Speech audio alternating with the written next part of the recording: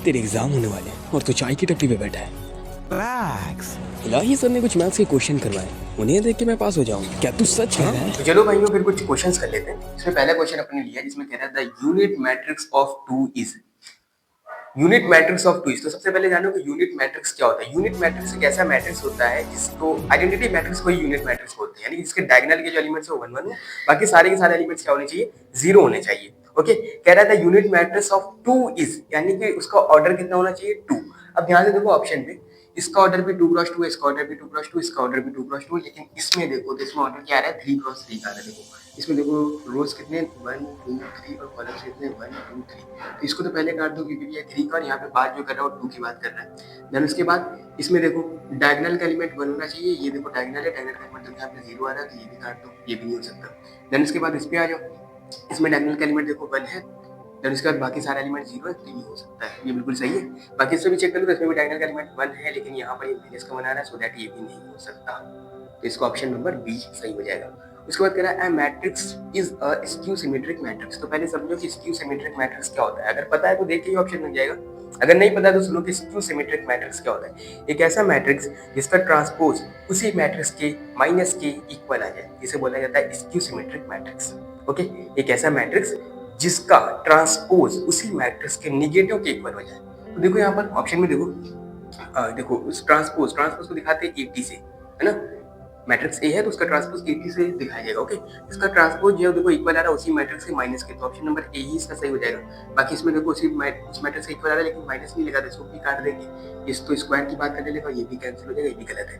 उसके बाद कह रहा है A is a symmetric matrix, A is a symmetric matrix, तो ये सिमेट्रिक मैट्रिक्स क्या होता है पहले इसको जान लेते हैं। ये भी स्क्यू सिमेट्रिक मैट्रिक्स की ही तरह होता है। स्क्यू सिमेट्रिक मैट्रिक्स में क्या था, किसी मैट्रिक्स का ट्रांसपोज उसी मैट्रिक्स के निगेटिव इक्वल आ जाए तो इसको कहा जाता है स्क्यू सिमेट्रिक मैट्रिक्स। लेकिन अगर किसी मैट्रिक्स का ट्रांसपोज उसी मैट्रिक्स की इक्वल आ जाए, बिल्कुल इक्वल आ जाए, इसको कहा जाता है सिमेट्रिक मैट्रिक्स। ओके, तो ध्यान से देखो यहाँ पर ऑप्शन देखो, ये तो कह रहा भैया किसी मैट्रिक्स का ट्रांसपोज बराबर आ जाए उसी मैट्रिक्स के निगेटिव की, तो ये तो स्क्यू सिमेट्रिक वाली बात होगी, तो ये तो गलत है। और उसके बाद वो कह रहा है कि किसी मैट्रिक्स का ट्रांसपोज उसी मैट्रिक्स के बिल्कुल इक्वल आ जाए, तो ए का ट्रांसपोज 80 इक्वल आ रहा है, ये ऑप्शन सही हो जाएगा, बाकी ये भी गलत है और ये भी गलत है। उसके बाद कह रहा है कि A matrix A is said to be a singular matrix, तो समझो सिंगुलर मैट्रिक्स क्या होता है। सिंगुलर मैट्रिक्स एक ऐसा मैट्रिक्स होता है जिसका डिटरमिनेंट वैल्यू सॉल्व करने के 0 आ जाए, है ना, एक ऐसा मैट्रिक्स जिसका डिटरमिनेंट वैल्यू सॉल्व करने के बाद 0 आ जाए। ओके, तो अब यहाँ पर ऑप्शन में देख लो कि जिसका डिटरमिनेंट वैल्यू 0 दिया हुआ है, और अगर किसी मैट्रिक्स को सॉल्व करने पर उसका डिटरमिनेंट वैल्यू 0 नहीं आता है, नॉन 0 आता है, तो उसको नॉन सिंगुलर बोलते हैं। That's it.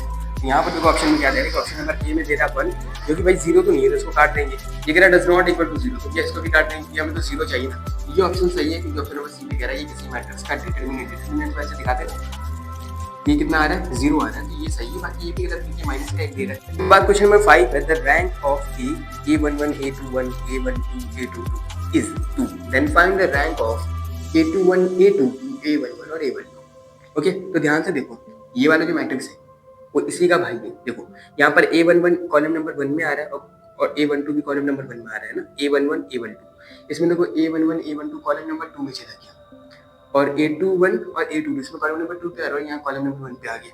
ध्यान से देखो इस मैट्रिक्स में कुछ एलिमेंट्री ऑपरेशन का यूज करके इसके कॉलम को चेंज किया गया है, कॉलम को चेंज किया गया, यानी कॉलम 1 की जगह पे कॉलम 2 और कॉलम 2 की जगह पे कॉलम 1 आ गया।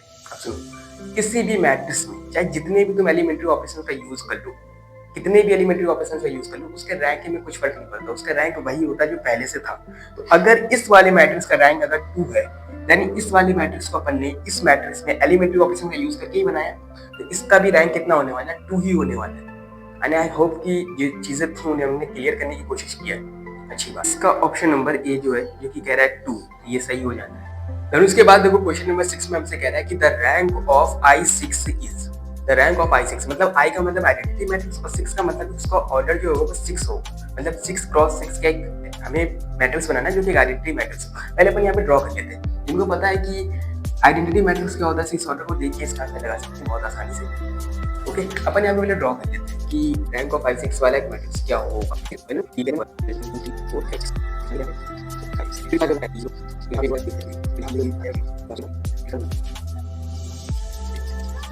ये अब देखो रैंक ऑफ अ मैट्रिक्स कैसे निकाला जाता है। सबसे पहले इस मैट्रिक्स को इक्लोन फॉर्म में चेंज कर लो, जो ऑलरेडी इक्लोन फॉर्म में है। इक्लोन फॉर्म के अकॉर्डिंग क्या होता है, किसी भी मैट्रिक्स में सबसे पहले वाले रो का सबसे पहला एलिमेंट 1 होना चाहिए, उस 1 के नीचे सारे एलिमेंट 0 हो, तो उसके बगल वाला जो एलिमेंट हो 0 के बगल वाला एलिमेंट सेकंड रो में वो या तो 0 हो या तो 1। अगर 0 होता है तो छोड़ देते हैं, अगर 1 के अलावा कोई और नंबर होता है जैसे 2 3 4 5 6 उसको अपन 1 में कन्वर्ट करते हैं। तो ऑलरेडी 1 है, मतलब ये पूरा का पूरा इक्लोन फॉर्म में चेंज है। अब इक्लोन फॉर्म में चेंज करने के बाद अपन कहते हैं कि काउंट करो कितने नंबर ऑफ रोज हैं जो कि नॉन जीरो। इसमें काउंट करते कितने नंबर ऑफ रोज हैं जो कि नॉन जीरो, तो 1 2 3 4 5 6, यहाँ से इसका रैंक कितना निकल के आ जाएगा 6। ओके, तो ऑप्शन नंबर 6 इसका राइट आंसर हो जाएगा। अब सुनो एक बात हो, अगर किसी भी मैट्रिक्स को, अगर कोई आइडेंटिटी मैट्रिक्स है तो जिसका उसका जितना भी ऑर्डर होगा, अगर किसी भी आइडेंटिटी मैट्रिक्स का जो ऑर्डर होगा वही उसका रैंक होगा। अब जैसे 2 क्रॉस 2 का अगर कोई आइडेंटिटी मैट्रिक्स है उसका रैंक भी 2 होने वाला है। अगर 3 क्रॉस 3 का कोई आइडेंटिटी मैट्रिक्स है उसका रैंक भी 3 होने वाला है। इसी तरीके से अगर कोई 6 क्रॉस 6 का अगर कोई आइडेंटिटी मैट्रिक्स है तो उसका रैंक भी क्या होने वाला है, 6 होने। इसके बाद क्वेश्चन नंबर 7 में देखो हमें एक मैट्रिक्स दिया गया है।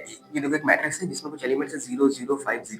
ओके, तो इसके बाद कह रहा है एंड fx बराबर है i प्लस x का स्क्वायर प्लस x का cube plus x4 dash dash xn तक जाएगा। ओके, उसके बाद कह रहा है कि find so that find f of a, which means कि f ऑफ a का मतलब है कि अगर अपन x की जगह पर क्या रखते हैं, a को रख देते हैं, यहाँ पे भी x की जगह पे a आएगा, यहाँ पे भी x की जगह पे a आएगा, यहाँ पे भी x की जगह पे a आएगा।